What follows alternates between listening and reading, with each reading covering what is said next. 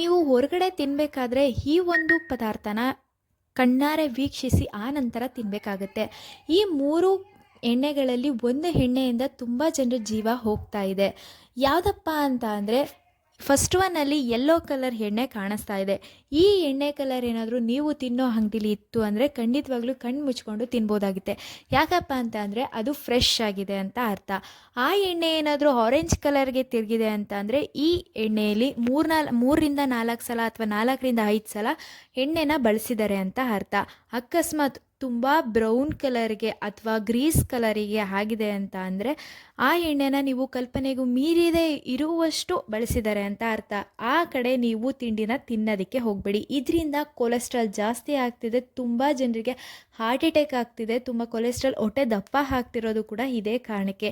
So ನೀವು ಈ ವಿಡಿಯೋನ ತುಂಬ ಜನಕ್ಕೆ ನಿಮ್ಮ ಫ್ರೆಂಡ್ಸ್ ಫ್ಯಾಮಿಲೀಸ್ ಎಲ್ರಿಗೂ ಕೂಡ ಶೇರ್ ಮಾಡಿ.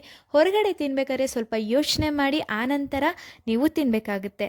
ಸೊ ಈ ವಿಡಿಯೋ ಇಷ್ಟ ಆದರೆ ದಯವಿಟ್ಟು ಲೈಕ್ ಮಾಡಿ, ಸಬ್ಸ್ಕ್ರೈಬ್ ಮಾಡೋದನ್ನ ಮರಿಬೇಡಿ. ಇದೇ ರೀತಿ ಪ್ರತಿದಿನ ಒಂದೊಂದು ಮಾಹಿತಿನ ತಿಳಿಸ್ಕೊಡ್ತೀನಿ ಆ್ಯಂಡ್ ಸಬ್ಸ್ಕ್ರೈಬ್ ಮಾಡ್ಕೊಳ್ಳೋದನ್ನ ಮರಿಬೇಡಿ. Thank you.